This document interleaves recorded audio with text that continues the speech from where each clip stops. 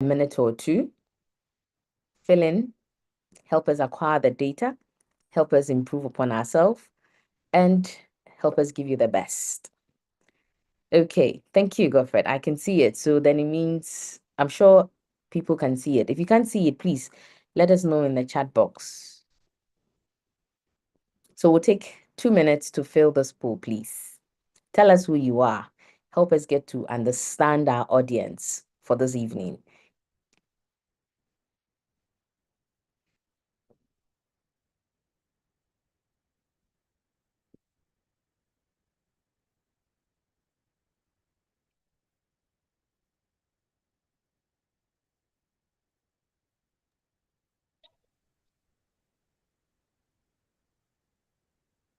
I hope the poll is visible to you all.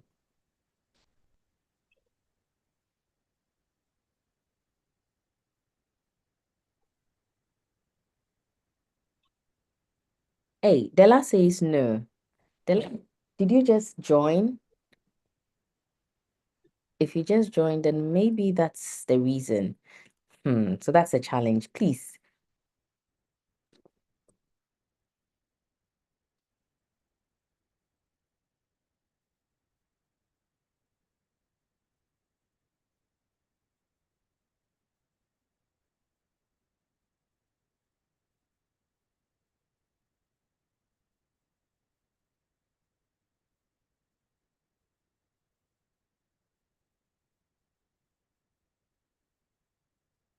Oh, and you still can't see the poll.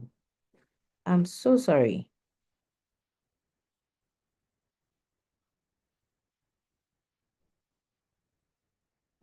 Hmm.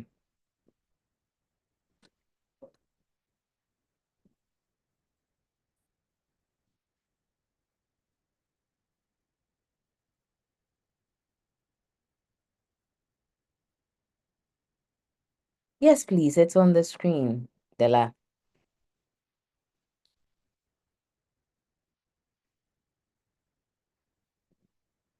Godfred, would it affect what we have currently if we are to reshare the poll?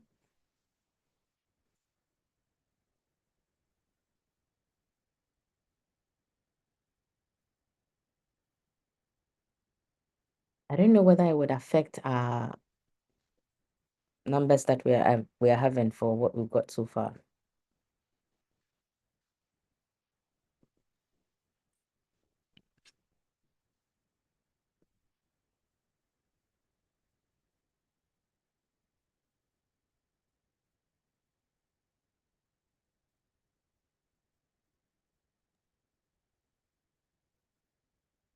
Wow. Okay. So far, we're getting about 13 responses so far. Godfred, is it possible for us to reshare? Would it cause a challenge?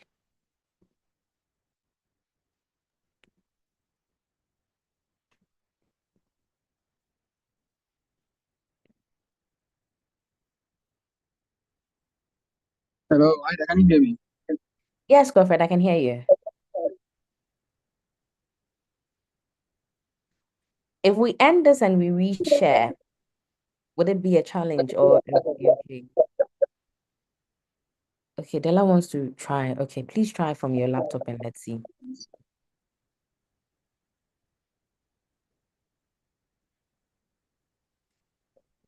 Because after this, we're going to give you the post-webinar poll so you help us also get to know what you've learned, and then we get to all learn from each other.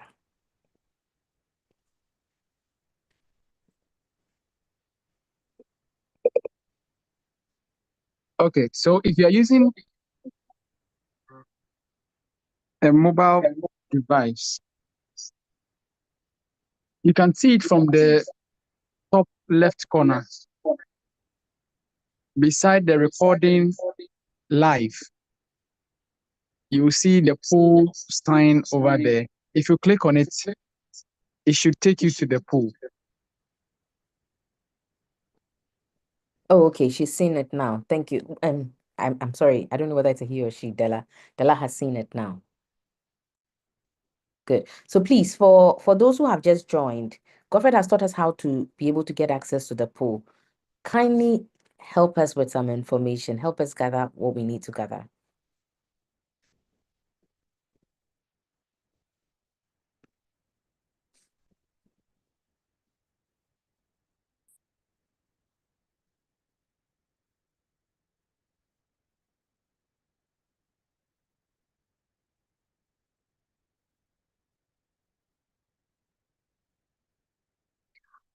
We would be ending this very soon, but let me read the profile of Doc as we all go on and fill whatever we need to fill in there in the poll.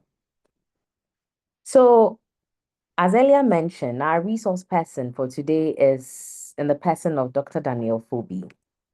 He is a lecturer at the University of Education, Winneba, and also a visiting research fellow at the School of Education for the University of Leeds in UK. That's where he actually completed his doctoral degree in deaf education.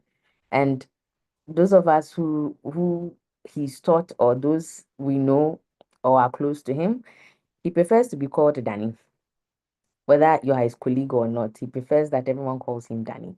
So yes, Danny is our lecturer and our resource person for today.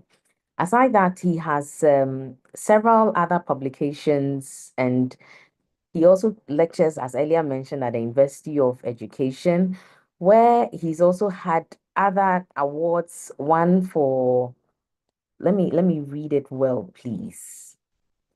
One for being, he's worked as a project officer for a British Academy Global Challenges Research founded on early education for young deaf children and their caregivers in Ghana. And this was a collaboration between the University of Leeds and University of Education.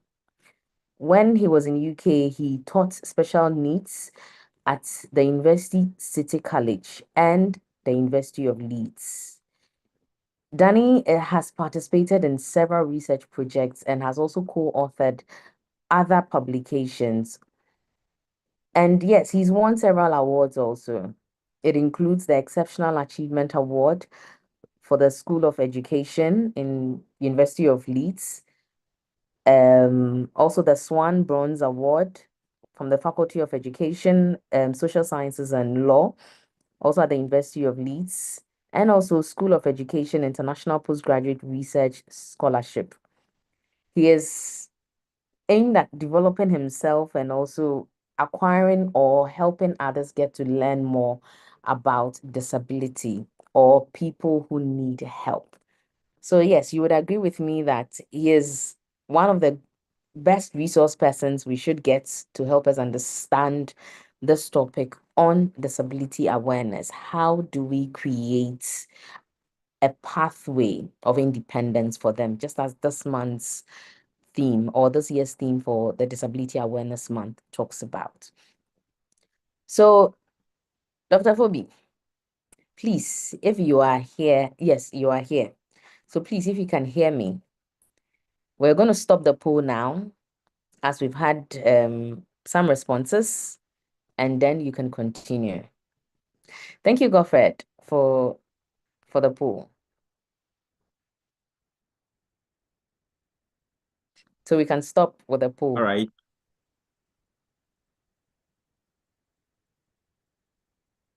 Ida, I hope I'm audible as well. Yes, you are. All right. Thank you for your kind words and introduction.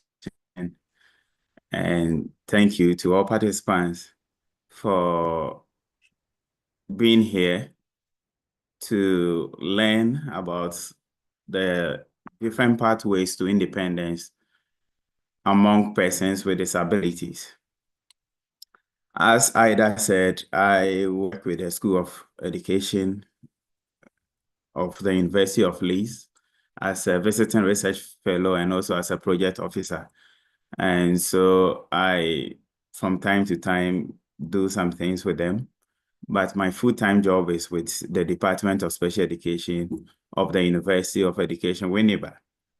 I am also very particular about supporting persons within the sub-Saharan African context to develop our research skills and also to have the capacity to build context-sensitive knowledge around issues about us, because within the disability space, we argue that nothing for us without us. And so it is my wish that we have more people independent from our context who can tell the story of Africa the African way. And so I hope either my slides are also visible. And so within the space of 1 hour, I've been tasked to talk to you, mainly professionals, teachers, parents, and different people. And so I'm also conscious of my participants, so I will try not to be all-knowing and learn from you. And you are free to also bring in your views as we move on this evening. And so I will spend the next 60 minutes highlighting the disability awareness, which we'll try and delve into it and look at how we understand it. And when we talk about disability, what do we mean by that? And what are the forms that exist, especially in our context? And how do they come about? Then we'll move into the main theme, which is creating pathways to success, how we can work together as a team and also with others to ensure that pathways for success is created for persons with disabilities. And we look at some of the challenges that they encounter and how we can overcome those challenges. And we will do this by situating it in the context of the legislations that are available to support persons with disabilities. So we look at it from the global context and zoom down to the Ghanaian context and see what we have. We have some success stories that we will share with you, after which I would also bring out my call to action, and then we would be wrapping up the presentation. And so, as I have mentioned, it is important that we get a deeper understanding of disability awareness. And so when we talk about disability awareness, what are we referring to? And where are we heading towards? And why is it necessary for us to look at disability issues in the context of the Ghanaian people? And so when we talk about that critical understanding we develop in recognizing the challenges that persons with disabilities encounter, then basically we are trying to create some form of awareness. And this kind of awareness that we are creating is to ensure that everybody has some understanding when we talk about persons with disability. We all grew up in the Ghanaian context, understanding that deaf people don't get tired when they run, with the understanding that persons with disabilities often curses from the gods, with the understanding that if you waste time on somebody, a child with disability, it means you are wasting your time, you are wasting your money, you are wasting your resources. And so this evening we are going to look into that and see if indeed those myths are realities or they are not. And it is important we do this and situate it within the inclusive education context, because that is the order of the day, where every learner is arguably given the opportunity to bring out the best in them. And so if we are coming with less understanding of persons with disabilities, then it means that we can't really appreciate what they are made up of and how they can help us. And it also means that we are talking about how we can break the stereotypes and the misconceptions surrounding persons with disability. I grew up in a community where there was a child. Now my understanding is that that child was suffering from intellectual disabilities. And we were told that that child could turn into a snake. And so we shouldn't play with that child. And so growing up, nobody played with that child. And because that child also had mobility issues, could not walk and was drooling, and all that we knew was that that was a spirit child and could turn into a snake. And so nobody played with that child. And so these are the reasons why it is critically important that when we meet like this, we have discussions around how we can create some form of awareness about disabilities and persons with disabilities to support their inclusion in the general societies that they find themselves, and more specifically within the educational space, to help them also come out with the best that they have made up of. I spoke of Steve Hawkins last Friday with a session of my students, and I mentioned that I wonder how the story would have been if Steve Hawkins, that physicist, was a Ghanaian. Probably, given the age that he died, right from birth, parents were going to pass vote of no confidence. The best friend of his parents were going to come around to say that, hey, it's a curse and we have to, let him go. We have to send him to the forest. We must have some sacrifices. And that was going to be the end for Steve Hawkins. But because he was born into a context where people understood these issues and supported him, he came up with the best issues in physics, and most of the people in physics attribute a lot of things that they have learned to such a personality. And that is why it is important in our space to also have these discussions.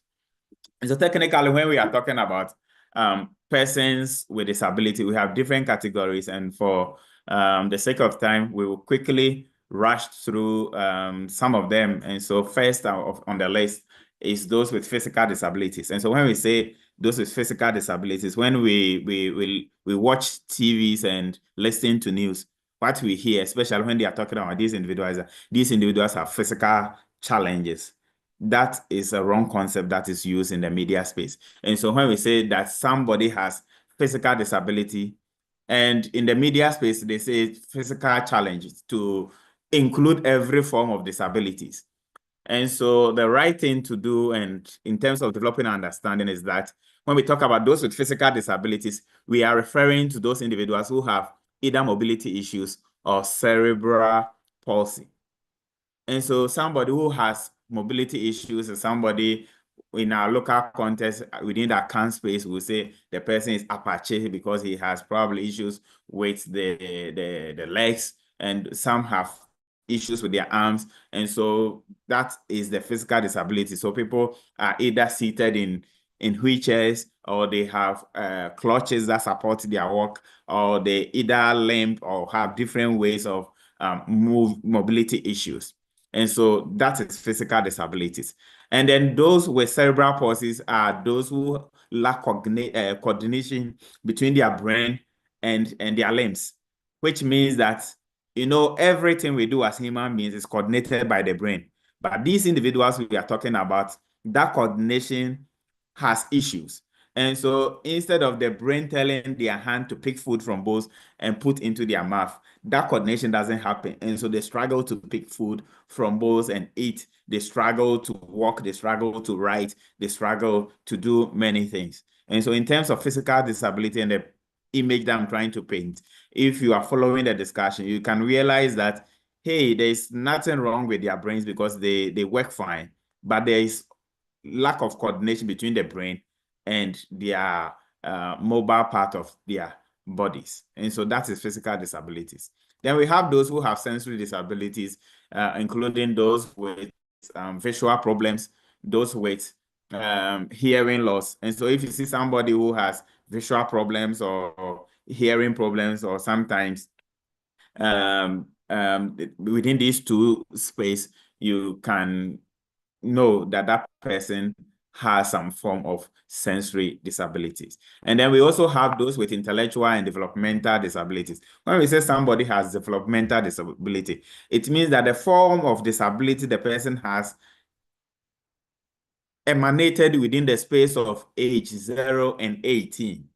And so during the developmental years, this person had his disability, and it could be intellectual or developmental, as I said. And so some of these disabilities include those with intellectual disabilities. And so you see that their reasoning is below average. And so the way they respond to things and act is different from how we accept within our context. And so that becomes a problem. And then we also have different forms of developmental disability, including Down syndrome. And so there are some individuals, when you meet them, for instance, I am based in Winnipeg. I travel to Accra and I meet a gentleman, and I'm assuming that this person, I've seen him before because he has the same face as somebody that I might have encountered in Winnipeg. That is so because they have a condition that we call Down syndrome. And so they look alike. Even if you go to Asia, maybe the main difference between them and the Ghanaian Down syndrome people is that they have light skin and we are black people. And so they look alike and they have different characteristics, but the look alike is very common. And that is theirs with Down syndrome. Then we have those with learning disabilities. And so we have different forms of learning disabilities where learners who have reading problems because they have something within their brain that affects their reading abilities. And so when they see letters, the way we appreciate letters and sound them out in their reading, they have issues with their brain affecting that part that process that. Some people, they do so well in the classroom by reading, by writing well, by speaking well, but when you give them mathematics, they are going to vomit. And they have nothing to do with mathematics. They hate mathematics, and those are the people who also have some form of dyscalculia. I know certain individuals who are intellectually good, who are the top of their class, yet they have writing issues. And so these are some form of learning disabilities that we speak about. But common among, the most popular among them all is dyslexia, which is reading problems. And so persons with reading problems are often dominated within our space. And so parents do not understand them, they label them, they insult them. Teachers do not understand them, they label them, they insult them, and their colleagues do not understand them, they label them and insult them. And because of that, most of them have their academic journey truncated in early years because nobody really wants to understand them. Teachers don't know how to manage them. Parents have given up on them. And that is the sad story and why we should meet to have this discussion around persons with disabilities. And so how does it come when we talk about disability issues? We categorize the causes in 3 main domains. And these domains are what you know. And so prenatal, before a lady takes seed, or sorry, when a lady has taken seed or is pregnant, all the activities that go on could affect the unborn baby and make that child come out with some form of disabilities. When the lady is in labor, within the Ghanaian context, when the lady is in the chim-chim stage, chim-chim. Oh, mommy, wait there. Oh, so the firstborn was like that.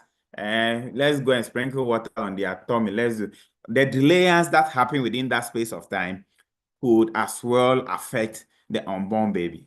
And the most dangerous part is the postnatal, where you identify yourself as you and I. As we see ourselves as you and I, we could be involved in anything that could trigger or cause some form of disability in us. And so these are the 3 main stages. Now that we have set up the 3 main stages, let's spend time on when a lady is pregnant. We have argued over this, and I would first and foremost highlight that point, that as soon as a man has a sperm that is healthy and gives out that sperm to a woman, and the woman conceives, in terms of development and in terms of the causes of disability, what we have learned so far is the fact that it is sealed for the man, but the actual work begins with the lady who is carrying the fetus, who is going to nurse the fetus for the next 9 months of their time. And so what that means is that if the man is a drunkard and he manages to deliver a healthy sperm, that's all, the child is safe. However, if the woman is drunkard, picks up seed and continues to drink, that is where the problem is. If the man doesn't take responsibility and the woman keeps thinking about it, gets stressed, gets worried, though the family is there supporting her and encouraging her to forget about the man, but the woman, because of love, is still thinking about the man who didn't take responsibility. That could affect the unborn fetus or the unborn baby. And I think that we have to think of that. Now, if the man is abusive and is always abusing the lady, it could affect the unborn baby and it could cause some form of disability in the unborn baby. If the woman is involved in accidents, physical accidents, and something happens, the tummy hits the ground, the system gets shaking, it could affect the unborn baby. And one thing that is worth mentioning at this stage is the fact that most teenagers are beginning to explore life, and they explore without experience, and they may be involved in sexual activities, get pregnant, but they have been warned by their parents that until you are married, you shouldn't give birth. And so quickly they call the boyfriend and say that the thing we did, no, it has yielded results. So what must we do? So the man also says that, I'm now in SS1, I'm now in the university. You are also in the university. Application is a priority. We have to do something about it. And as inexperienced as they are, they wouldn't go through the right means, but they will get some ginger, some charcoal, a bit of acid, a bit of hot pepper. They will add sugar to it, add some water to it, mix them up, put it in blender, blend them, add some paposhito to it, and give it to the ladies to drink. But when they do this, most of the time, the children, the unborn children, they are like me. And no matter what you do, I won't come out. And so they cement the walls of the uterus, and they are laughing at the mother, the potential mother and father. Hey, that thing you have drank, I'm not coming out. And so the baby is there stuck, and he's telling you that, hey, no matter what you drink, I'm not coming out. But the unfortunate part in this scenario is the fact that when that happens and it goes into the uterus, the defensive mechanism for the unborn baby is very weak. And so now that you have acid in that mixture, you have ginger, you have charcoal, you have a bit of African sand, you have a bit of Asian sand, all these put together to ensure that this innocent baby must come out. It will obviously have some impact on the baby, and it's likely that if you do all this and the baby and the abortion is not successful, it's likely to come out as somebody who has some form of disabilities. Then we get to the perinatal stage, and we call something precipitated delivery, abnormally fast way of giving birth. And so some of you on this platform, your parents call you Kofi Toilet because the mother was going to see a nature's call and you came. And so sometimes when they are telling stories, they say that, oh yeah, it was God, though. We were going to the market and I felt like pooping. And so I asked, they showed me the toilet. As soon as I got down, boom, you came. And that is why your name is Yatiefi or Kofi Dasby, because these things happen within the space, and in the African space, we do that. But what we are saying is that because the mother was not prepared, was not thinking the baby was coming out in that space of time, the baby's head could fall and could affect the brain that is now forming and could trigger a disability in the baby. In that scenario I gave, they are not ready, they are young people, they have narrow pelvic, they cannot deliver through the natural means, and because they sometimes also their man of God have told them that, hey, cesarean section is a demonic attack. And so that is not your portion. I break it in Jesus' name. Hey, hey, fire. Then we appoint some water and that things on there and say that you will deliver by yourself. What the prophets do not know is that they don't assess to know whether the person has narrow pelvic or not.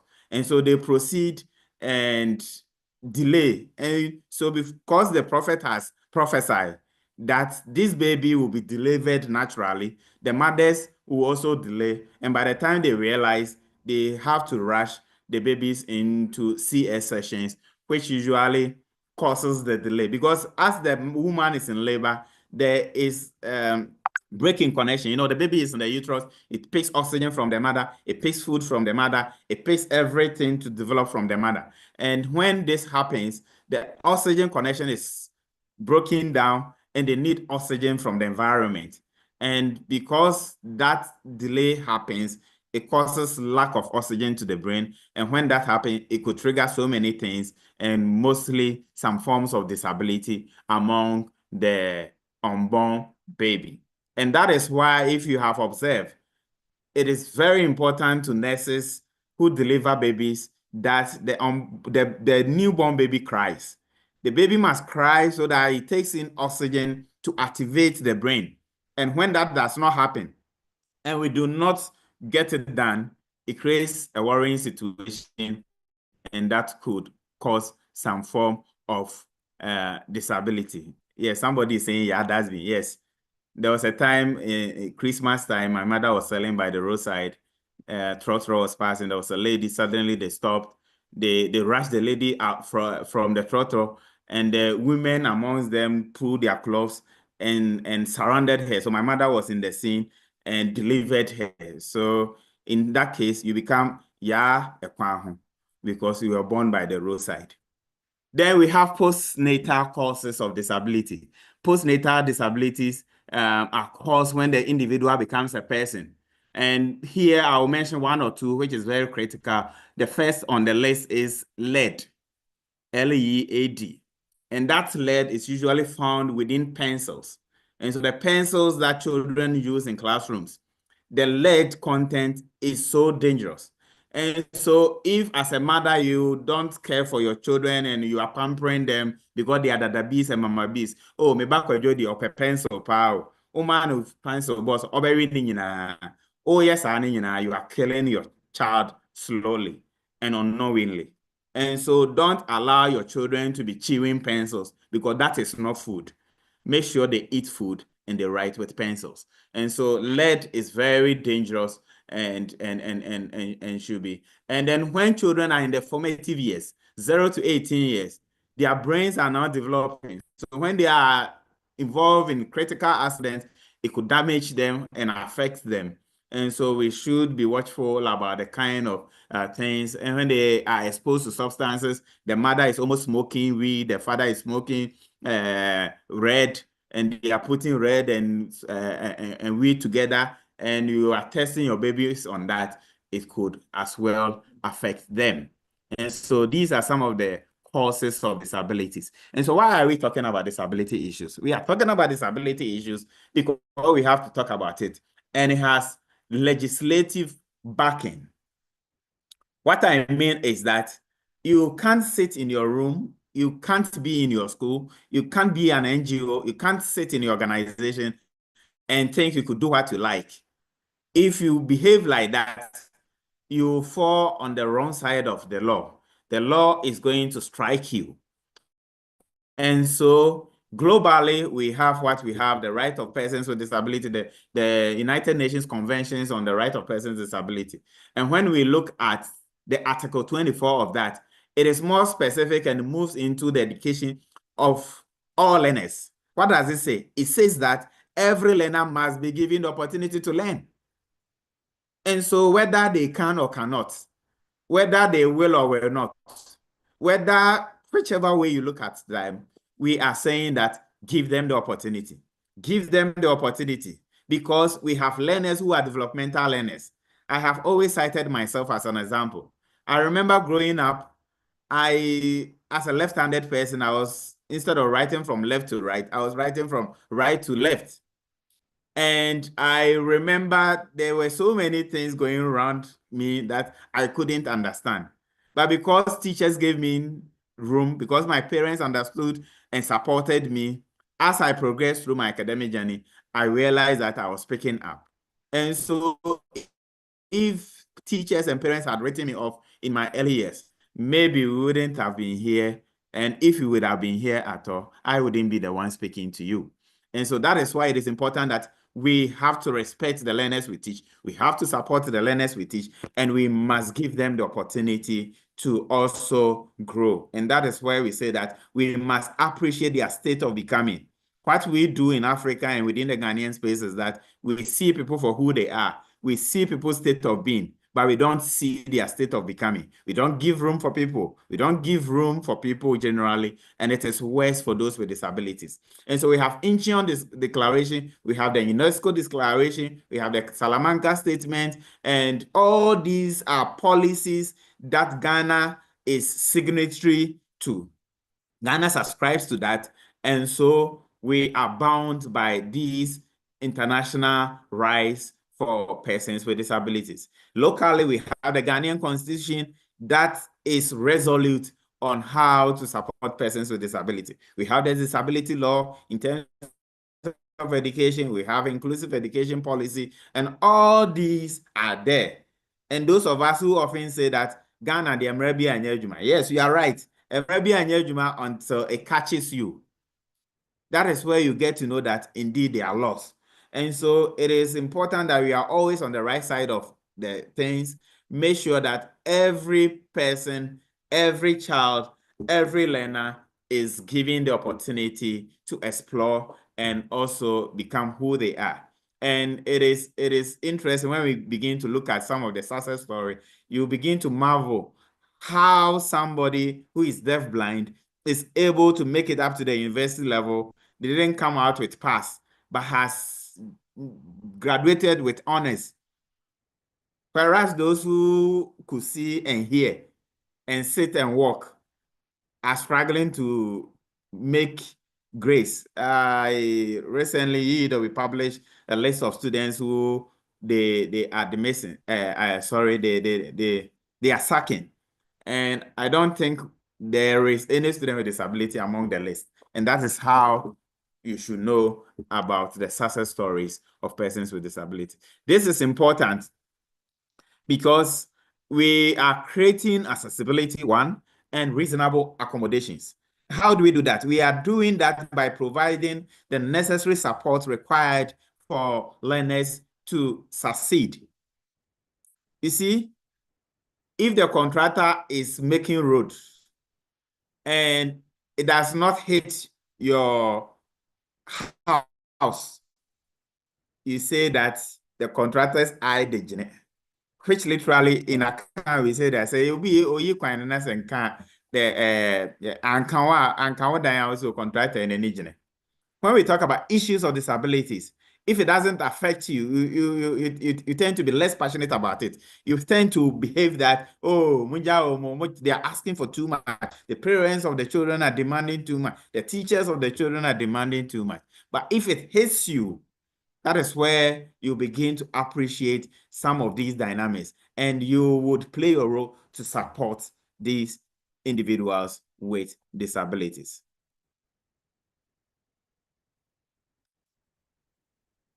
And so what are some of the challenges they encounter? Educationally, they have different challenges, different challenges. Nobody understands them. So for example, in years back, in the Department of Special Education, where we promote special education and support learners with disabilities, a learner who was there was vying for position. And the main propaganda against him was that he was deaf. How is he going to represent us? How is he going to talk? And behold, he won. And it was their batch that developed the now cloth that is being used by the departmental association. And so they did so many things, and that was as a result of having these people or giving them room to succeed. And so they lack accessible learning materials. What are accessible learning materials? What we have grown up with and we know is that we write with pen, we write in papers. And so everyone must see what you write. And so if you cannot see, then you are the problem.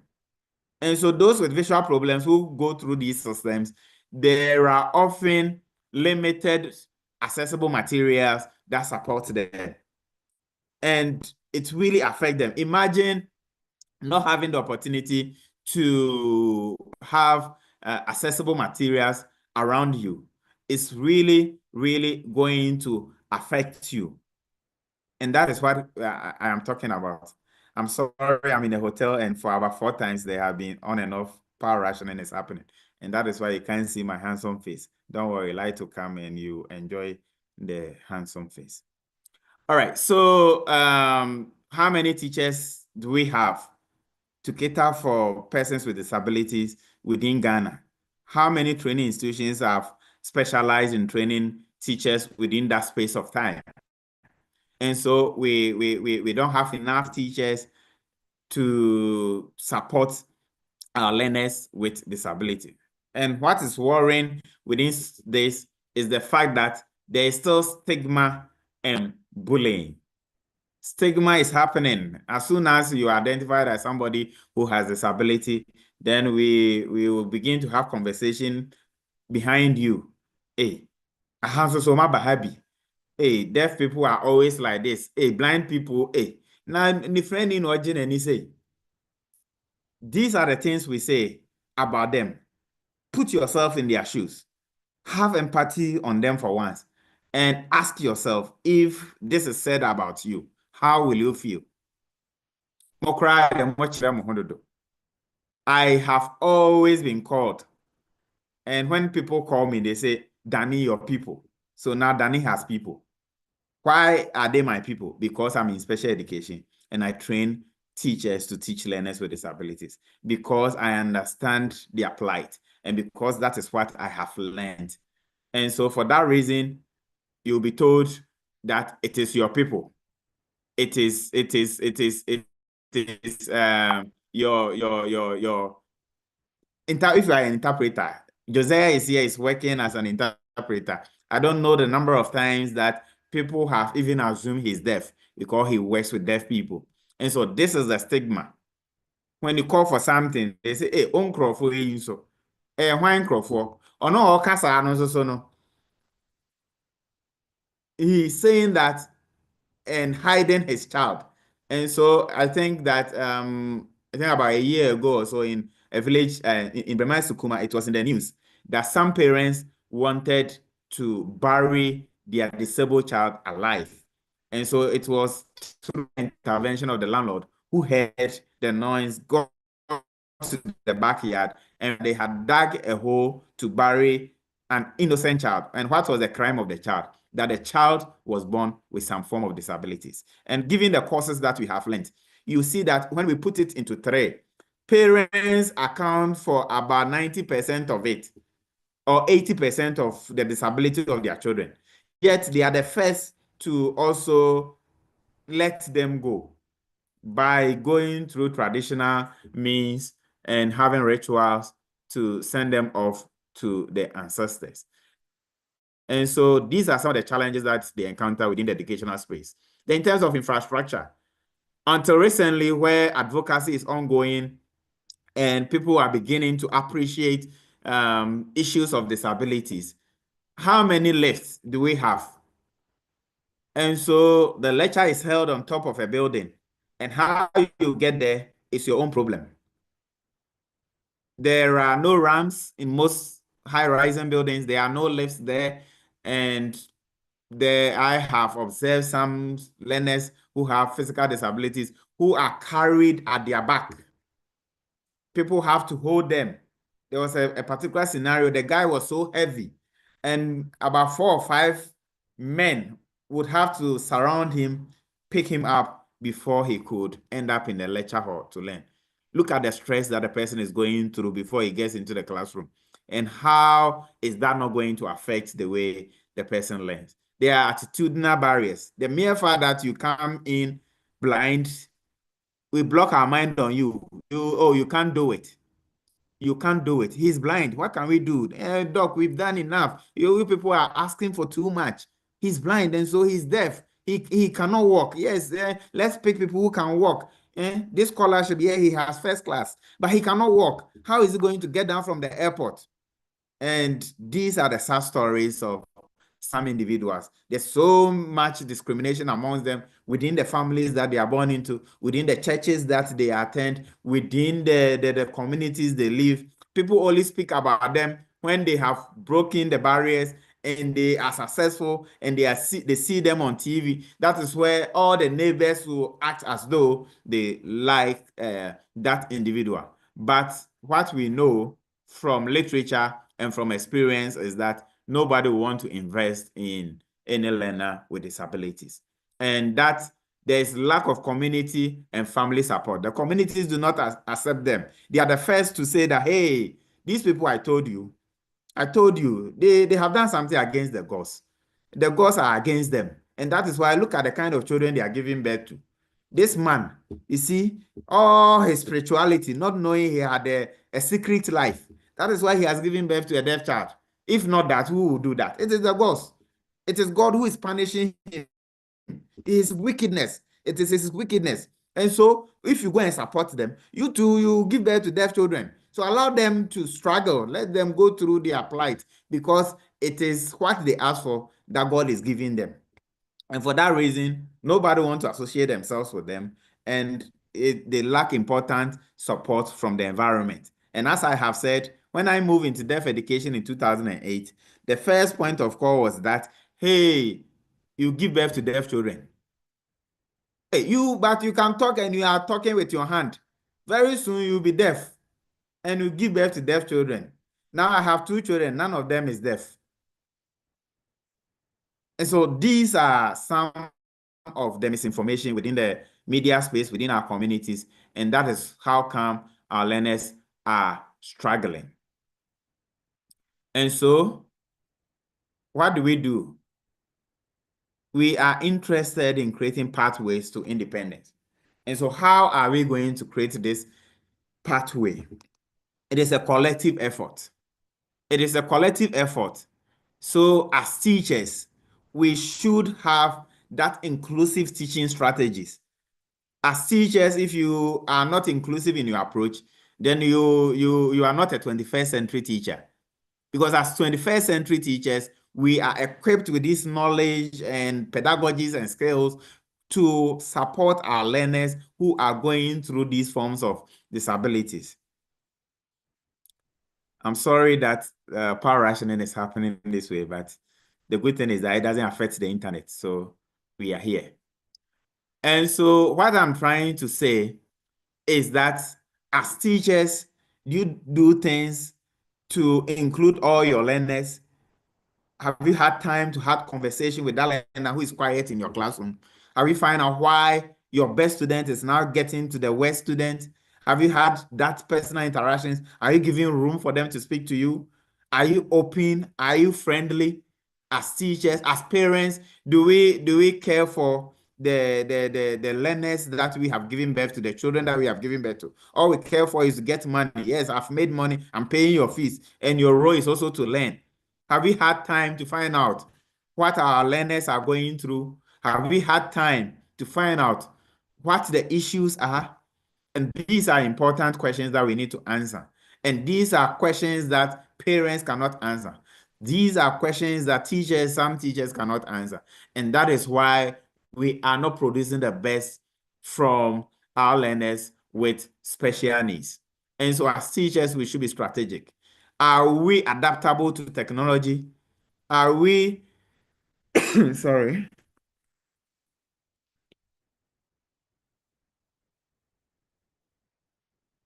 Do we accept new technology? Do we introduce our learners to it? Is all our monies going into flying rice and kitchen? Do we put some money aside to invest in our children's education? Because when a man becomes rich, the next thing he thinks about is to marry a second wife. In Africa, that is our disease. When you see a man becoming also in your baba send a baby to your fees on your day, it's none of their business. When you see a woman becoming popular and rich, the next thing they do is to get a maid. They hardly interact with their own children and get to know what their children really need. And that is why we are saying that we need technologies to support the learners. But most importantly, within the classroom space, we have that which we call the universal design for learning, and it has 3 different principles: multiple means of engagement, multiple means of representation, and multiple means of there's a third one which just escaped me. NGOs just jumped in. I refuse to be tempted. But what I'm saying is that as a lecturer, as a teacher, do you have multiple means of getting your message across? Are you always using the lecture method? Have you used peer teaching method before? Have you interacted? Have you had discussions? Have you used role play? Because these forms allow the learners to identify themselves and help them to be involved in the lesson. I have always said that it is probably by divine means that I am all, because in class 4, I got to know that every learner can learn. And how did I learn that? One of my classmates or coursemates who could never read or write well was assigned to my colleague who is now also by design is also a teacher.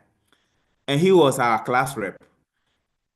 And so the teacher used group peer tutoring. So she put us into group. And this, my colleague, the course rep, could teach this lady who had never read anything in class. And that was when I was in class 4.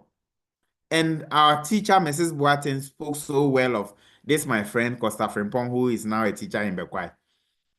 And this is what we are talking about. That the teacher tried, it didn't work. He gave it out to the learner she's teaching, and that learner was able to deliver. And so you see that if you have multiple means of representation, multiple means of engagement, it is going to help the learners appreciate the things done. I speak to a teacher of my child about my child. So what's happening? He said, I reserve my comment. I said, you can't reserve your comment on my child. Tell me what's happened. He said, he plays too much. I smiled and I said,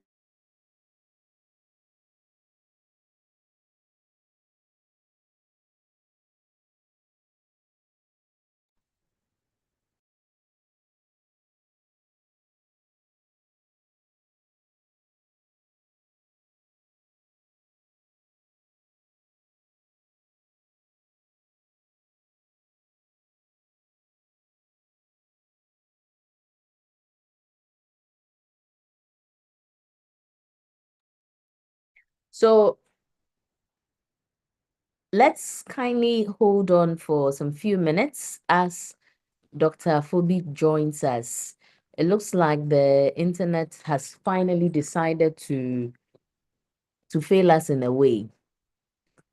So please be patient. He would be joining us very soon. However, as we continue with this, I can see some expressing their appreciation for the presentation, for the insightful way Doc is explaining things to us. And I'd like to say thank you for that. You can kindly post your comments, your concerns, and any other question you may have. Please post it here. Or those who are joined via our YouTube channel on the Parents Roundtable, that's our name on YouTube. Please, you can also post your comments, your questions and concerns. Anything you'd like to share with us, please write it there as we would read them out and let everyone get to hear. We all learn and we all try and make the necessary amends that we need to make. I think Doc is back, so he would continue.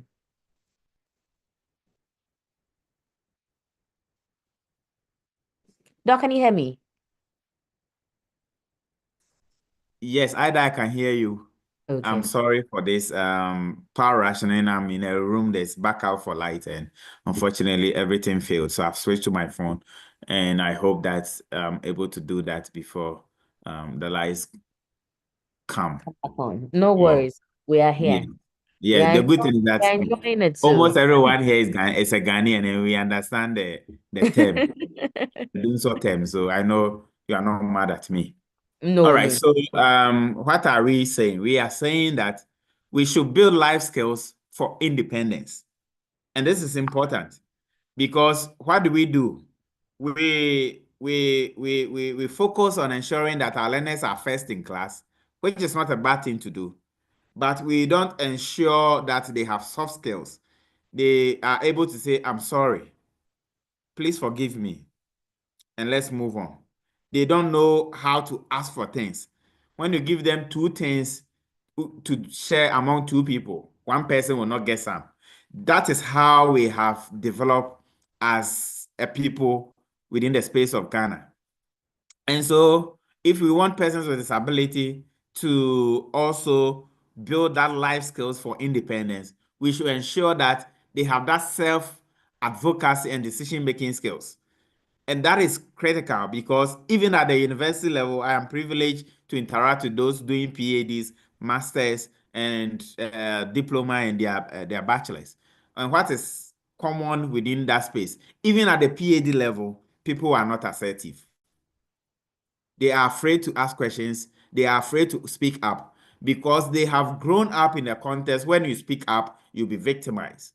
And so this advocacy thing we are talking about, if that child with disability is going to be assertive, we, those in this room, should be the first point of call to accept the assertiveness of them.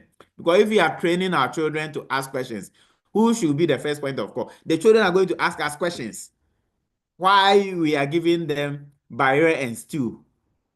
We gave it to them yesterday in the morning, yesterday in the evening, and we are giving it to them in the morning again today. And so they want to know why. And that is not witchcraft, and that is not a demonic attack where all the imams and then the prophets of our state will meet and pray because there is demonic attack. Our children are now asking questions, and I think that demons are working, but the devil is a liar. We refute it in Jesus' name. We are going to erase any form of assertiveness. These children, they don't respect, they ask so many questions. It is not demonic attack. It is that which has been given to others, and they are making airplanes and they are making them fly. It is that which has been given to people, and they are generating AIs where you can talk to them. It is that which has been given to people, and they are making computers. Let's also empower our children. Let's empower our children with disabilities, because when we empower them to speak up, they are going to tell us what is wrong with them. Because as we know, and for some of you may not know, children always know something that you do not know about them. They have information that you may not have. And so if you do not empower them, you may not get to know what is wrong with their children. And that is why we are saying that we should empower them to speak up. Vocational training. When we were growing up, they made vocational training look like a curse. I remember I was a good student at JSS level. Then, due to financial issues and all the things put together, my parents took me to Kumasi Technical School. When I went to Kumasi Technical Institute, my mates from JSS, whom I was better, but because they had went to senior high school, they were laughing at me. Oko KTI, they are the Pabe Nebefi member. Oh, technical student. And so we made learning vocation and trade a problem. We all move into the humanities. Very little even of the sciences. And so we have so many people in the arts who can do virtually nothing. Yet we don't respect this vocational training. As part of the courses I teach, independent living, when you come there, I tell you, you are going to learn how to use your hands to do something, to create something. We are going to develop your critical thinking skills. And that is what these learners need. They need to be empowered to be independent, where they are not going to graduate to go and look for jobs. They should be trained to do things by themselves. And you see, there's something happening in Ghana that most people have not paid attention to. So if you're a teacher, at most, maybe at the basic school level, at most, you are taking maybe 3,000 cedis. But that mechanic in your house, when he goes to work and it goes well, almost on a daily basis, he's coming home with 1,000 plus cedis. But when there's something, there's an issue in the family, it is you, the teacher, they come after. Go and bring a loan. And you know that already you are on a loan. And your pay slip is flooded with loans. And so you can't really help. But the one who is really making money, nobody goes to them. And that is why, for me, it is about putting food on the table. It is about empowering learners to be able to do something. That is critical. And that is why we should ensure that they are career independent. They are people who can do something. Well, if it's going through the traditional means that we are against, let's formalize it. Let's send them to technical schools. Let's send them to secondary technical schools. Those who go to secondary schools, let's change the things. And I'm happy with the new curriculum that is coming up. This curriculum is empowering people to do things, to be creative in their thinking. And most importantly, most people have no clue of money. They don't understand the concept of money. And I told my master's students last Thursday that if you are spending more than you earn, you will never be rich in your life. And they say, Doc, you are becoming a prophet of doom. I say, yes, I'm being blunt and being truthful to you. If you are earning 3,000 cedis and you are spending 3,500 cedis, every month you owe 500 cedis, how are you going to be a millionaire? You will never be. And so these are the financial literacy. Nobody speaks to us about them. Nobody talks about money with us. When the child asks questions about money, we say that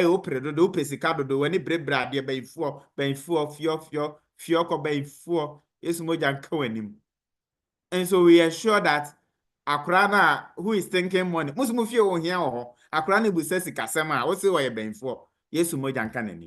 and so the family never gets rich.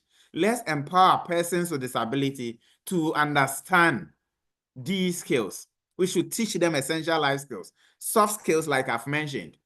They should learn to live with human beings.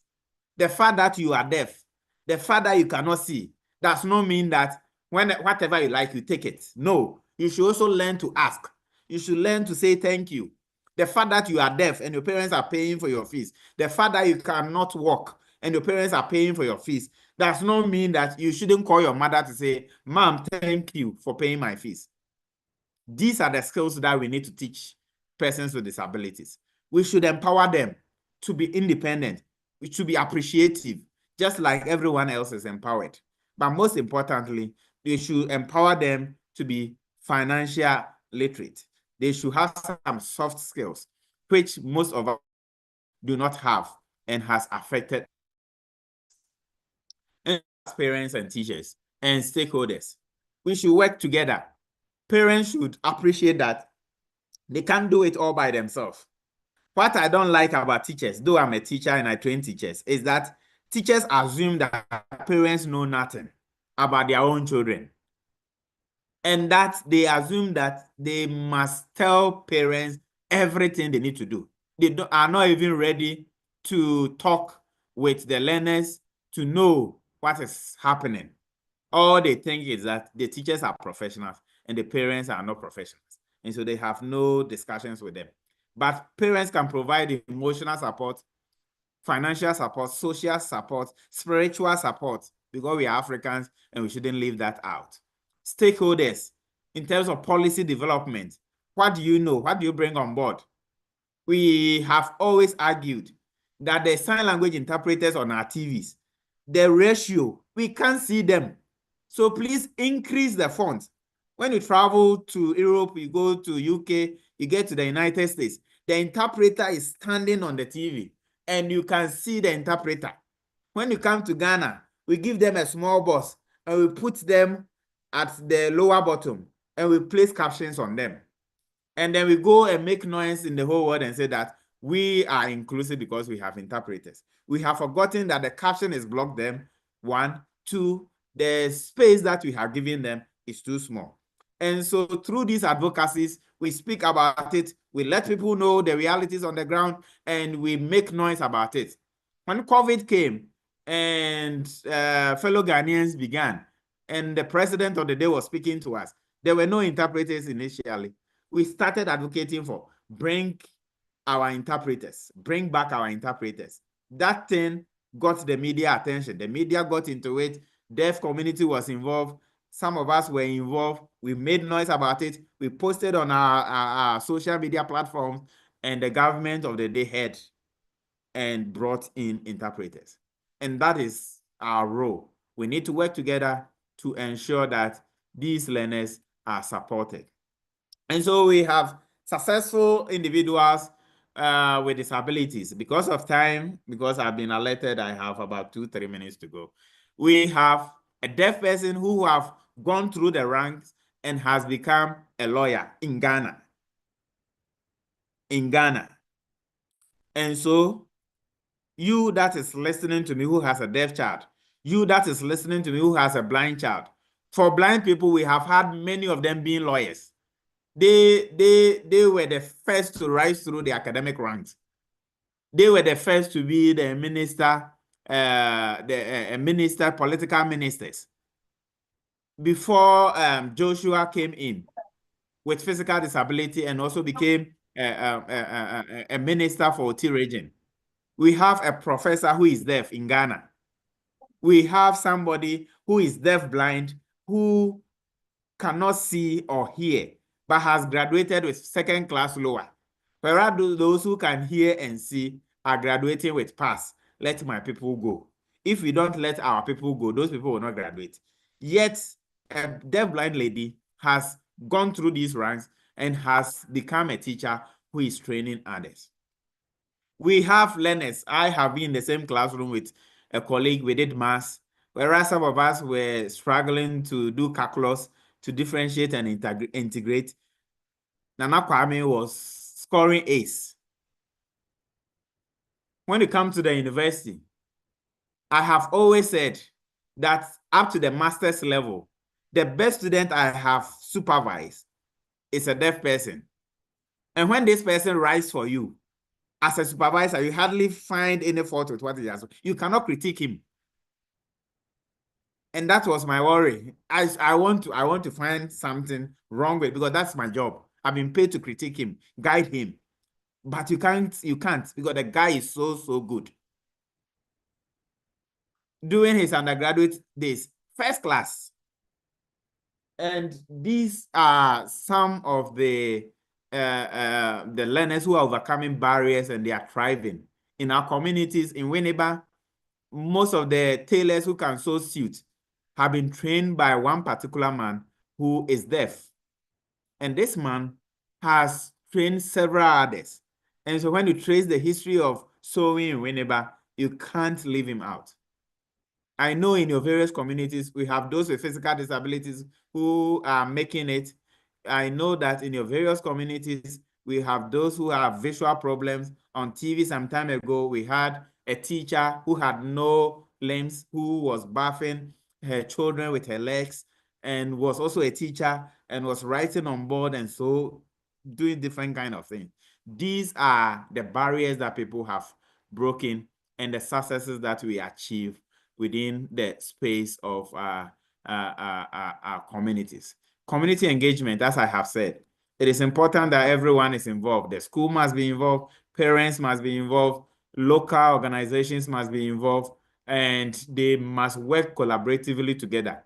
We shouldn't assume that one body knows and the other doesn't know. We should ensure that everybody is supported, and this could promote our inclusive agenda. And so we get NGOs coming in, we get government's willingness. And one beautiful thing I've learned as a Ghanaian is the fact that we started developing curriculum for sign language through the MPP era. Last time I said, and I was corrected that actually the job of curriculum started with the NDC. The MPP came, they didn't stop. They continue with it.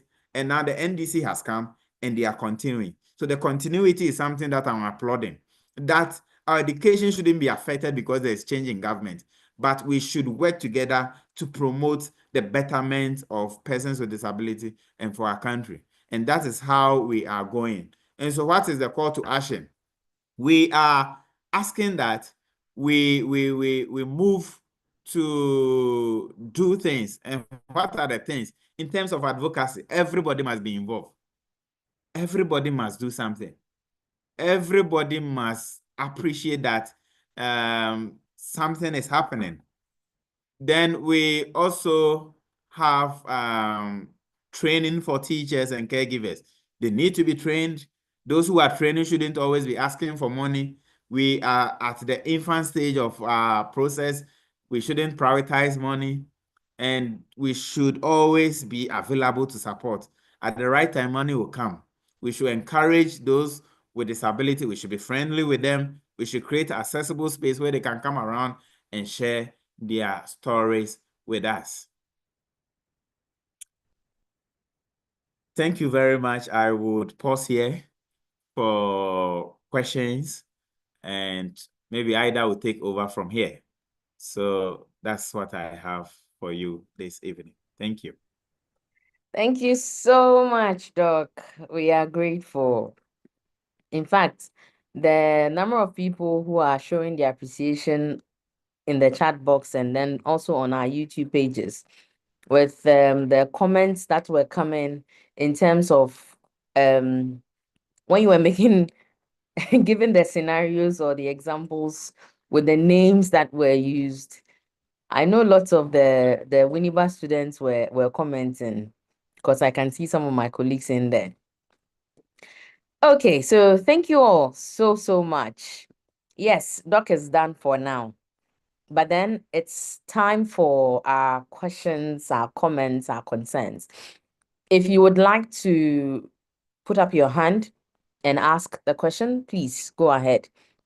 If you would also want to type it in the chat box for it to be read, please go ahead. Those on YouTube also, some are posting their commendations and all that.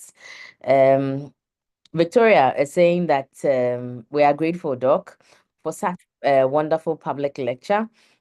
And as aspiring teachers also in this field, she's wishing that you would have more of these lectures to help.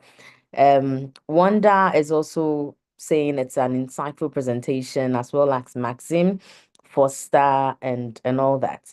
So thank you all for being a part. Yes, I thought I saw Senam's hand is up. Senam, please, you can unmute yourself and go ahead. Okay. Good evening, and thanks you, Doc, for your presentation.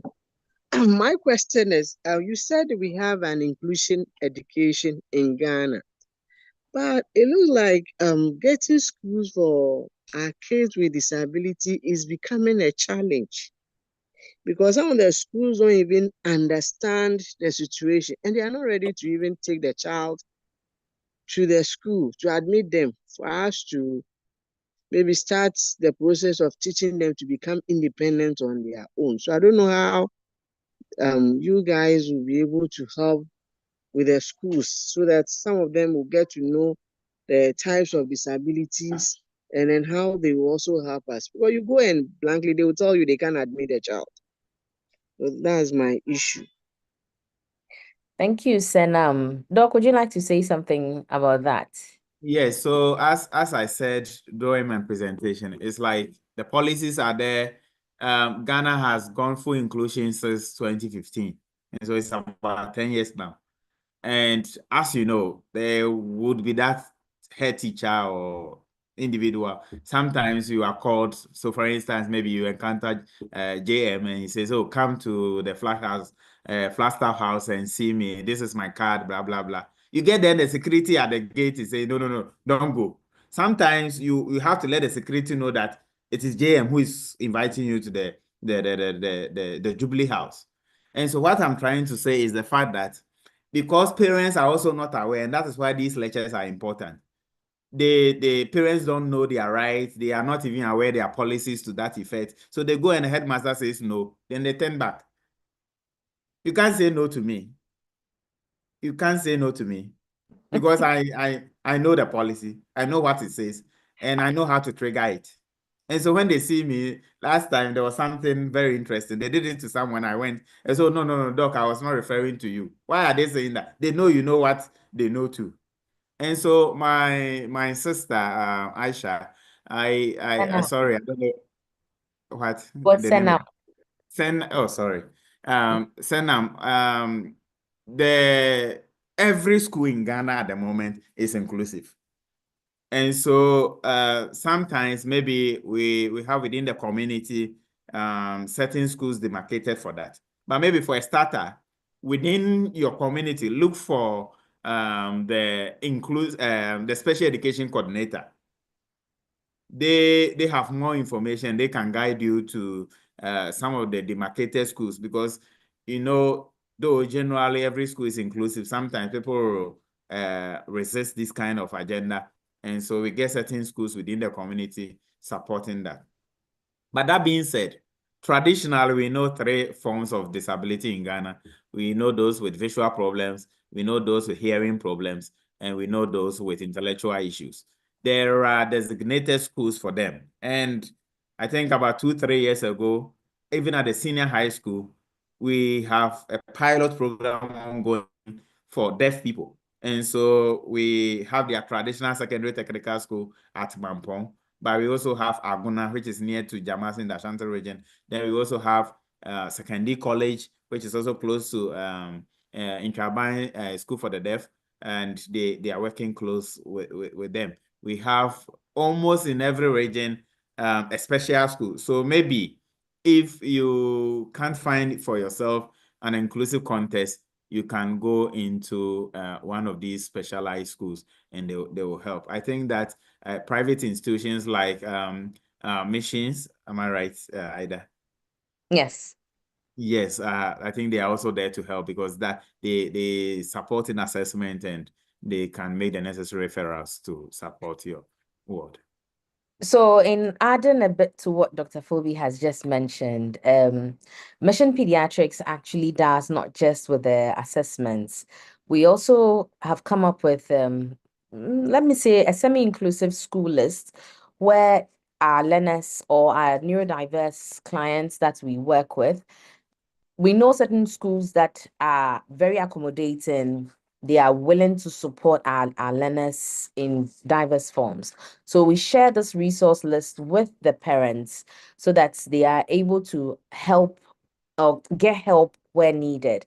Aside that, also we also do help schools in terms of not just schools, we've added companies and organizations to it because sometimes we realize that it's a bit of training that some of the people need, their teachers especially, or the members of staff need to be able to learn how to accommodate and help neurodiverse people or learners to be acquainted with things.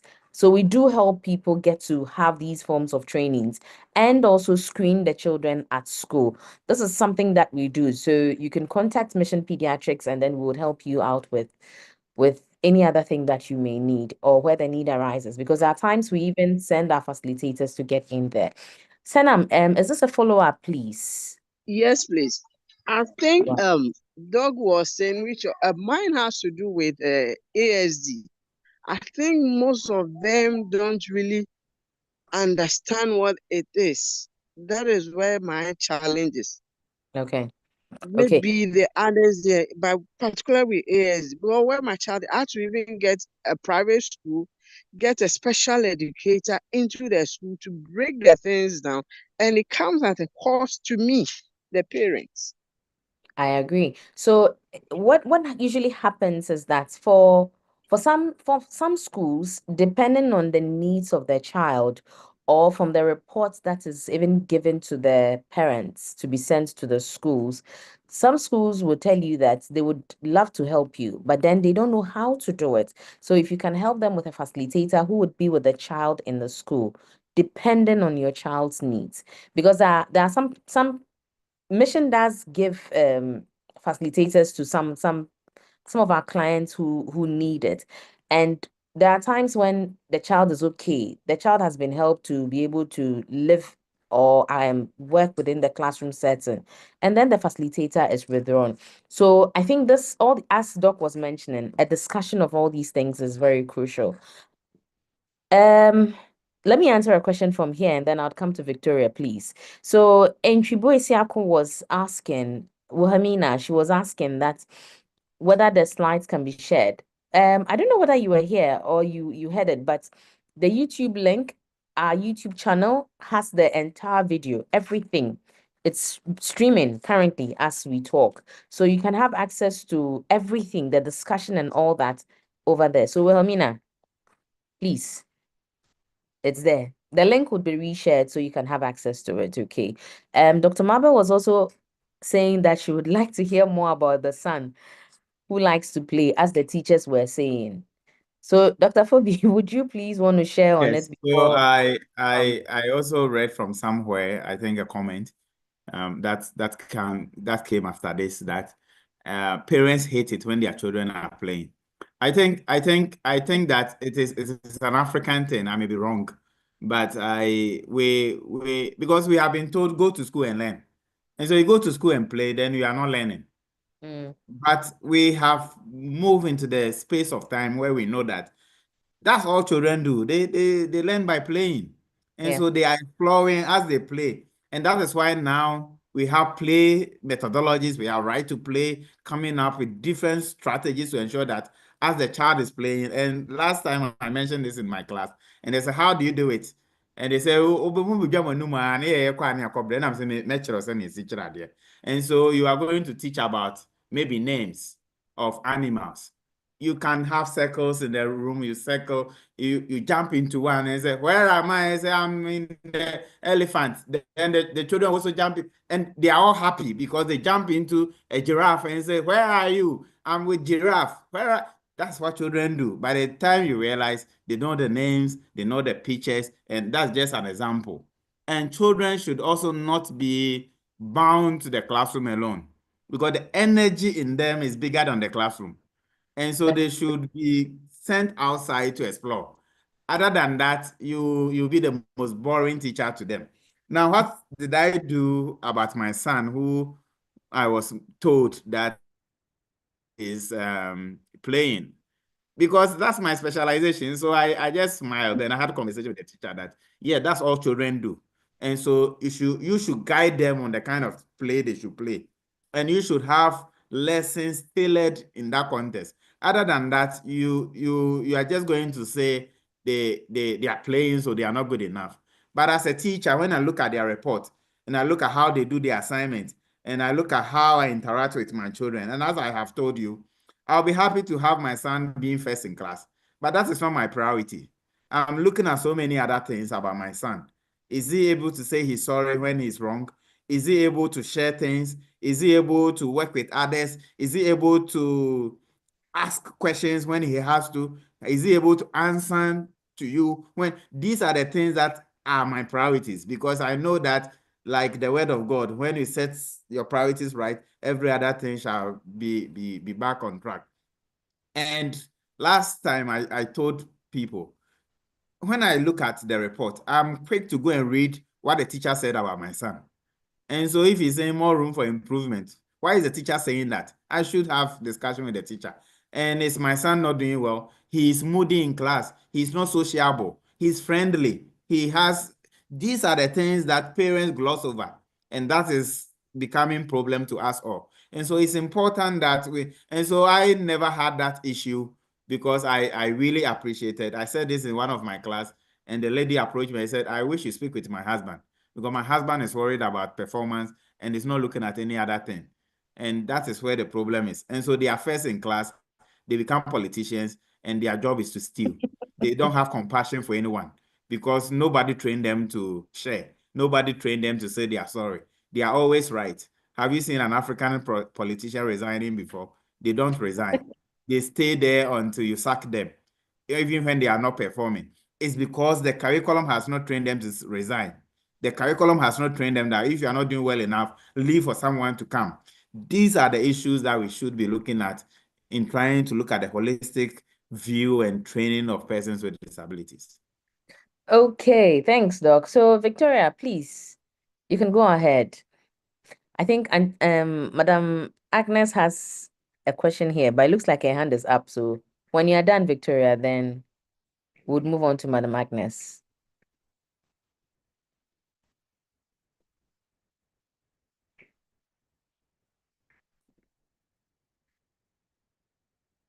Victoria, say, can you hear me? Okay, if not, Madam Agnes, please go ahead. Okay, Victoria is back. Please come, say it. Thank you for nice presentation, Doctor. But mine deal with a suggestion that as you've done something like this, you extend it to our local communities where they have information centers. Then you do this presentation in our local language, where you speak their local language so that a parent with such child or the community members that they are living in the community, they will get to understand, or teachers within the community will get to understand such students, people, so that they will not conclude them as water son or water daughter and the rest. So I want you to do it within our communities so that the community members and the parents or teachers will understand it as doctor has explained it for our understanding.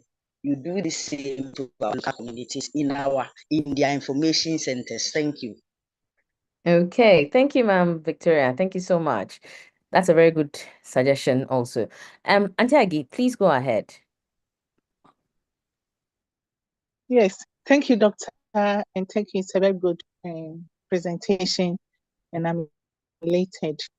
The question I put in the chat was, when I was pregnant, my husband was so verbally abusive that my pressure was going up, up, up, up. I remember my doctor asked me why, and then I said, it's my husband.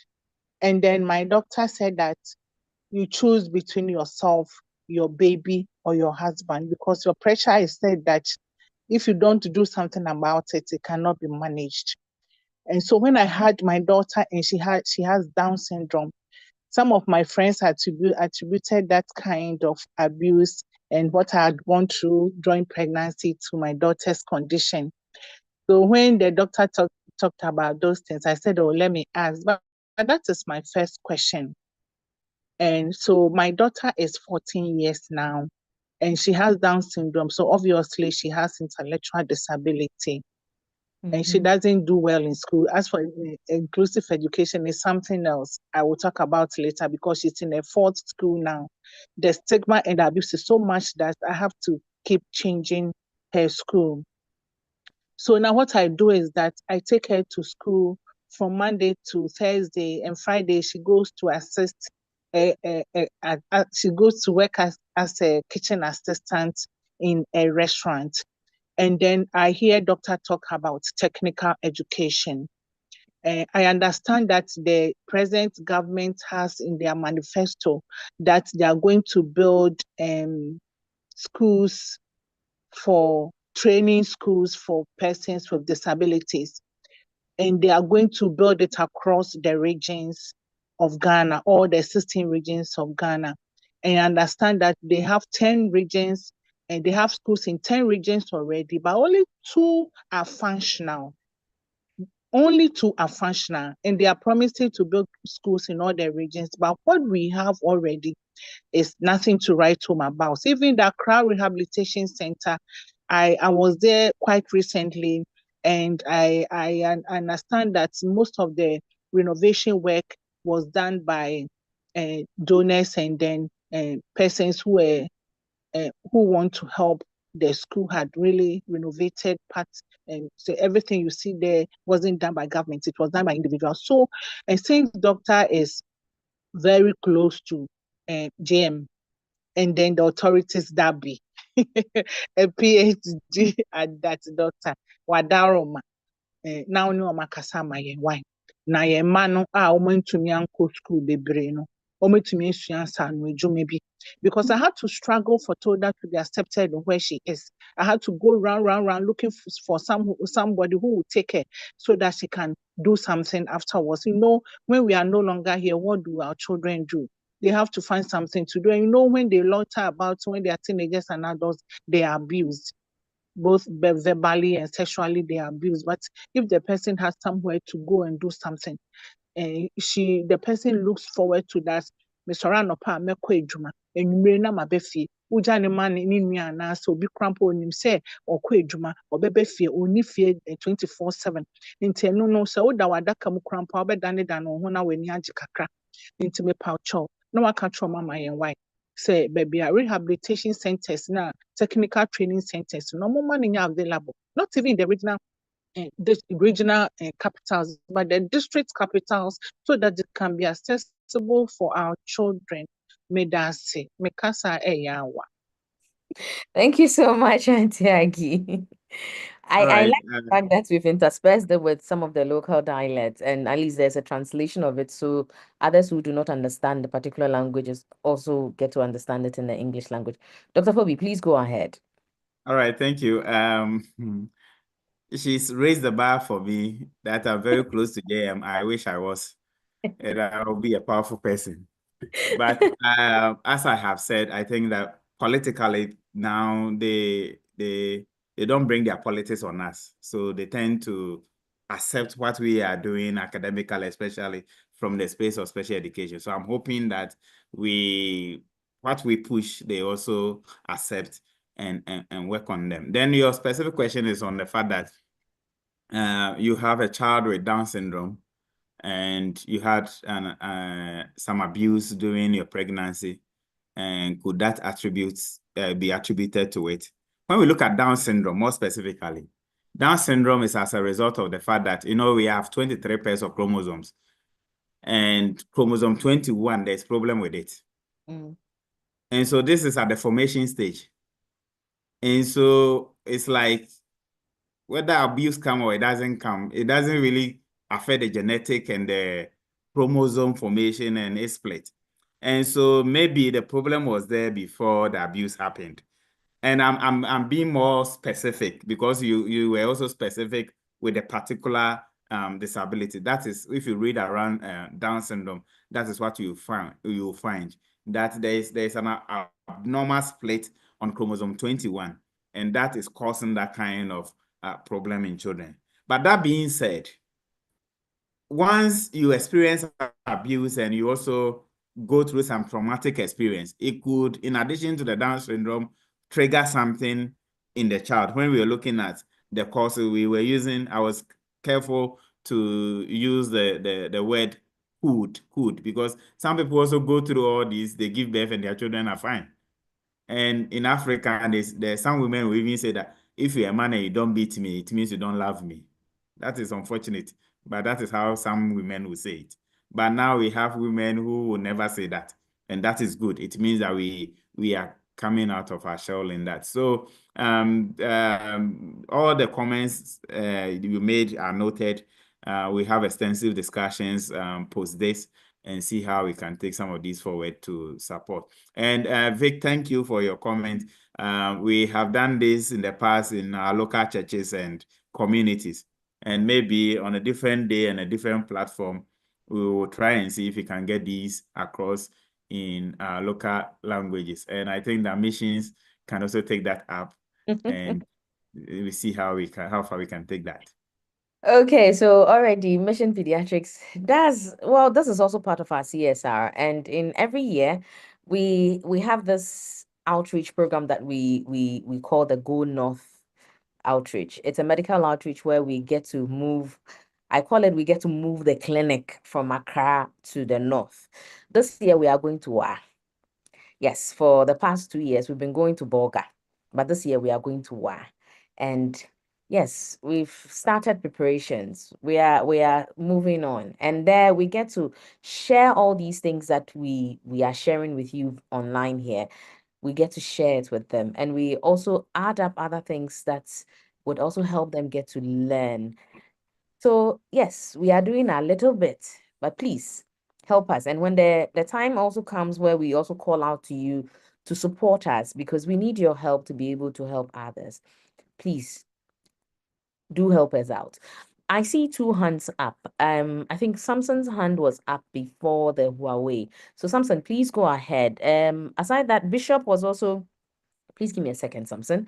Bishop was saying that it's high time that especially where there are learners or there are students who have physical disabilities, it's high time that we tend to learn to move our classes instead of moving the students, just as Doc was saying. So Samson, let's have you before we go ahead. Hi, please. Madam. Samson, I don't know, but I can't seem to hear you. Oh, okay. I think it's better. Can you go on? Let me see if it's better. Okay, please. I'm allowed up with it better. Okay. Good evening to you, Dr. Fubi, for this presentation. I just have two brief questions. The first one has to do, even though we still have a few number of professors on the number of people who have made it to the society, I will have a joint force of this individual because people perceive that, oh, this person was fortunate, that is why things happen the way it happened for him or her. Can we bring these people as a joint force to also help with the advocacy as well? And my second question has to do with a woman I interacted in Accra who is a Ghanaian but had lived in Germany for so many years and had a child with a disability, and the argument was they sometimes get compensation because looking at the age group, there were vaccines and some vaccinations that may have been a cause of some form of disability, and the communication around medication and disability is also upcoming. So with the collaboration of Mission Pediatrics, are we also looking at that, especially in Ghana, in terms of the medication and the kind of vaccination that comes as a possible cause of disability as well? Thank you. Thank you, Samson. Okay, although I didn't hear you well, I'm wondering, Doc, did you hear everything, please?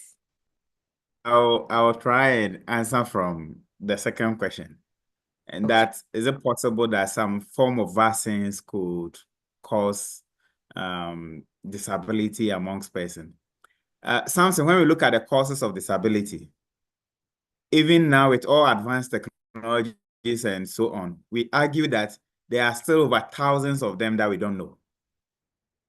So there are some disabilities that we still are not sure of what their causes are. Now, vaccines, we have extensive discussions and reading around it, and we get to know that they also have their pros and cons.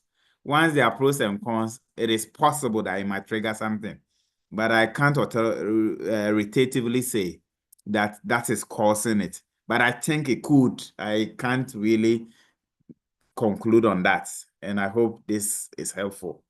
Then the first one, if I heard you right,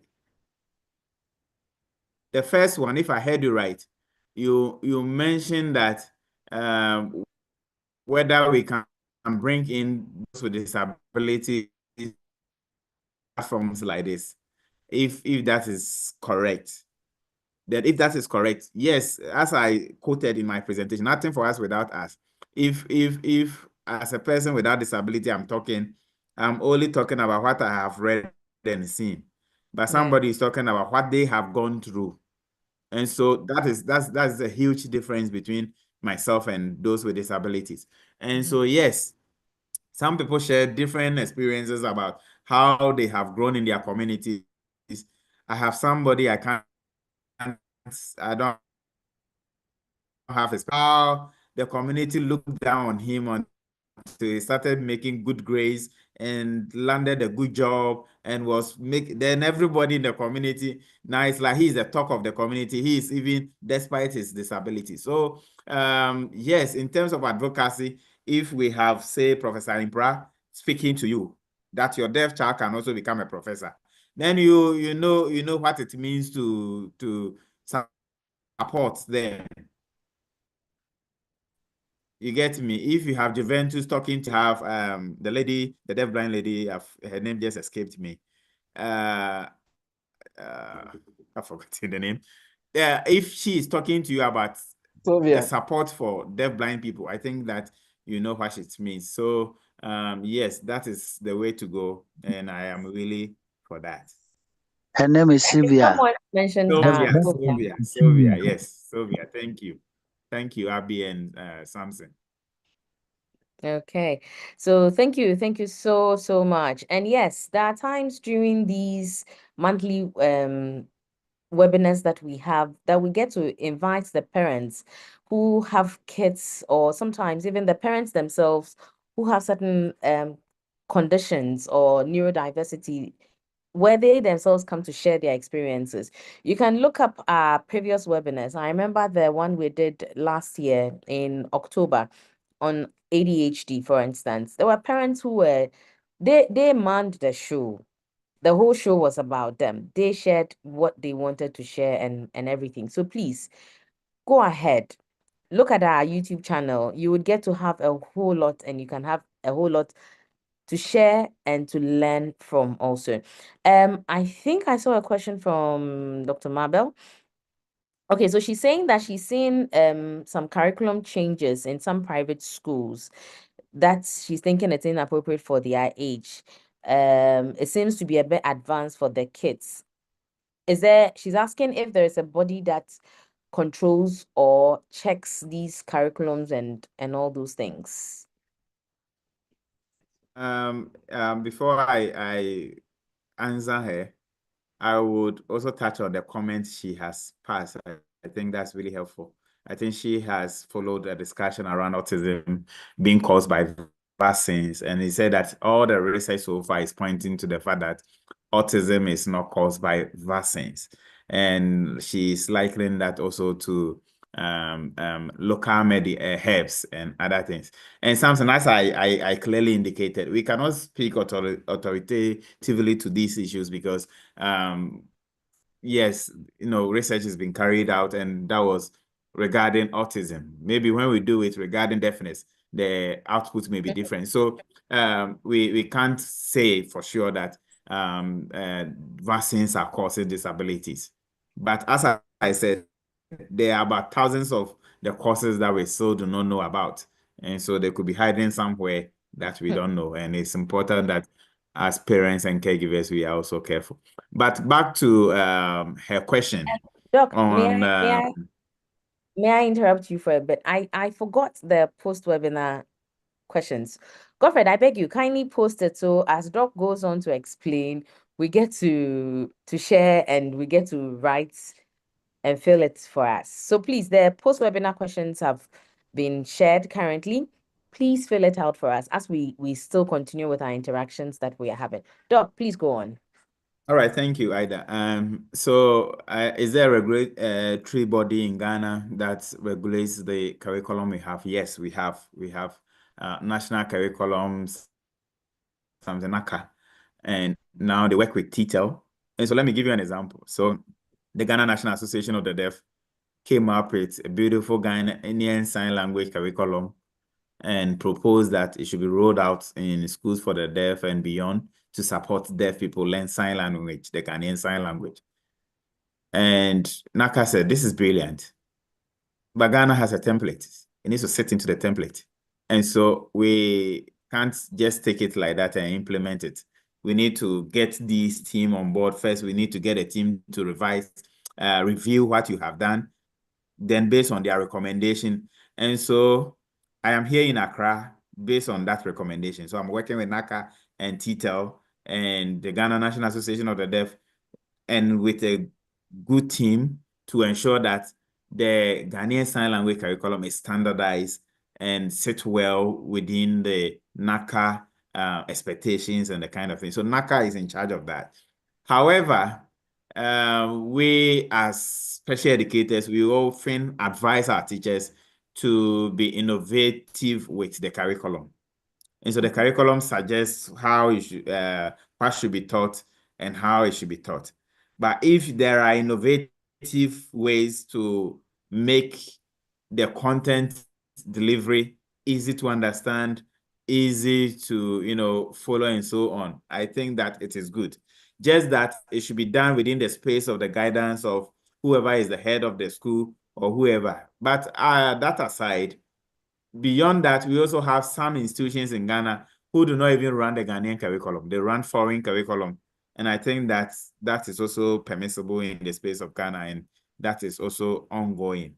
But if I'm to speak to the question, then NACA is in charge of controlling the curriculum that we run. And so if any agency is not doing that, then it means that they have questions to answer if NACA comes into the scene. Okay, so thank you for that. Please, the poll questions, we need them answered. We beg you. Please fill it out for us, okay? Huawei, please, you can unmute and go ahead.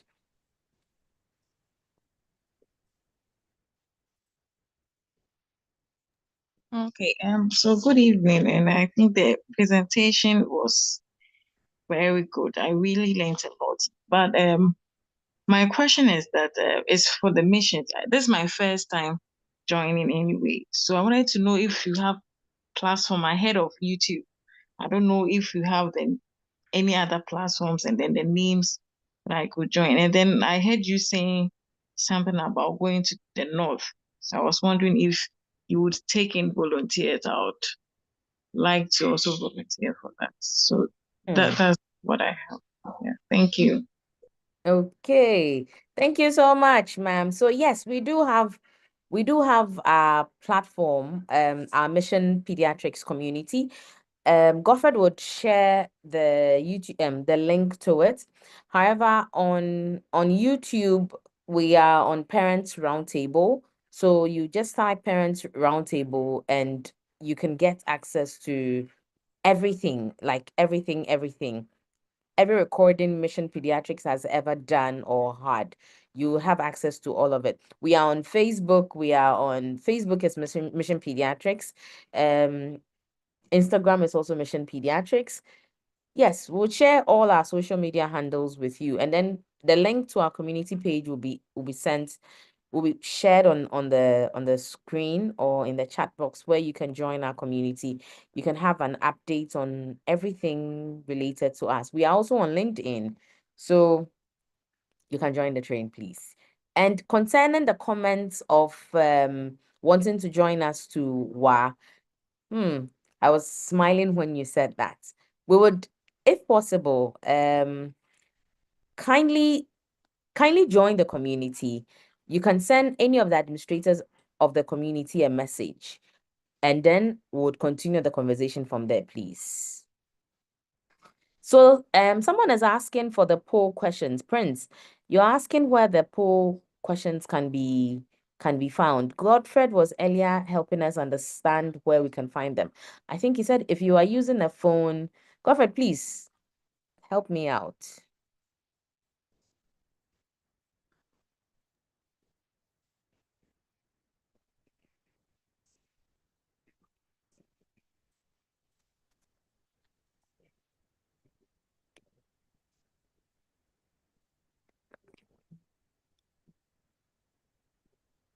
Please, can you hear me? Yes, I can hear you now. Okay. So on the phone, it will be on the right top corner of your phone where you see the recording. There's an icon for poll. So the moment you click on it, it will appear. Then you fill it out for us. Thank you. So please help us get to help you. Help us get to learn. Help us get to share information and help us continue with our advocacy. We are aimed at helping you help our learners. We are aimed at helping you help our clients. We are aimed at helping you get to help anyone in all these with all these neurodiverse situations or conditions. So help us learn from what you've gathered so far, and then we keep improving upon ourselves. That's the reason for the poll. And yes, it's going to also help Dr. Phoebe and then those in academia to be able to keep improving upon things, because he would be able to write a paper out of this today. Or doc, I lie. I'll try and see if I can take a sit in my critical chair to think through that. Yes, I know Doc would definitely do something out of it.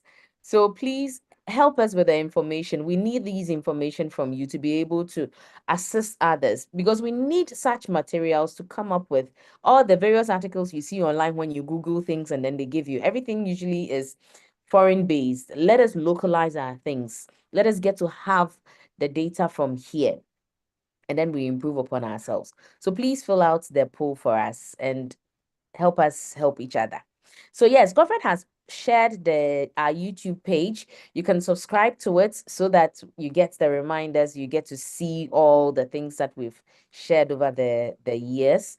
And then the chats, our community page is also shared in there, where you can have access to all the various groups that we have in our community. Please, are there any other comments, questions? Today has been a lot. It's been insightful. It's been loaded with taste. It's as I say, it's been a free consult for Dr. Phoebe for at least 2 hours now. It's almost 2 hours. We have 6 minutes and then it will be 2 hours. So I would say a big thank you to everyone. And the greatest thanks to Dr. Phoebe. Last week wasn't easy for him, but he's made the time for us this week. Doc, we appreciate it. Thank you so much. Thank you. It's a big honor to have all these people come around to discuss issues of disability. I'm highly privileged, and I'm also grateful for the audience. I think that we rose up to about 100 people, and I'm grateful to you, Mission Pediatrics, particularly Criminal Ida, for getting this done. I was And waiting for that one. If you hadn't mentioned it, then that is not Dr. Phoebe. We are also very appreciative of everyone who was able to make the time. Please continue filling our poll. We're going to leave it on for some time. We would want to get a lot from you. So please fill out the answers. Help us get to learn what you've learned out of today's webinar. Do share with someone. Do help others get to learn. Our objective is that we are able to reach more. And fortunately for us today, we got to have it as a blend using our local dialects, at least the small tree that was coming in here and there. I think I saw a comment of someone from joining from Gambia. Am I right? I thought I saw something. Oh, Godfred. It's true. Someone joined from Gambia. It's true. Oh, someone did join from Gambia. So yay. We're going.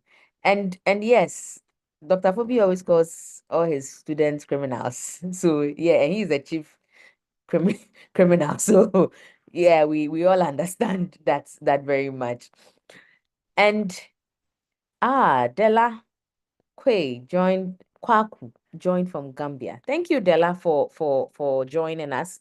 Thank you. And we plead that you help others also get to hear what we've shared today. Please share with others. Please help others get to have this information. The link has been shared in there. You can watch and rewatch and share to as many as possible. Please, let's keep on helping others get to hear. Let's keep on helping others get to learn. And let's keep advocating for all our neurodiverse people. You may not know what can happen in future. Today you are okay. The next second something can happen. But what we can do is we keep spreading the word, we keep helping others get to learn, and then we keep encouraging others to also keep going. Please, my last comment. I beg you, fill the pool for me. Thank you. Enjoy the rest of your evening. Have a great one. And do enjoy the week also. Josiah, as always, thank you. Please have a good evening, everyone.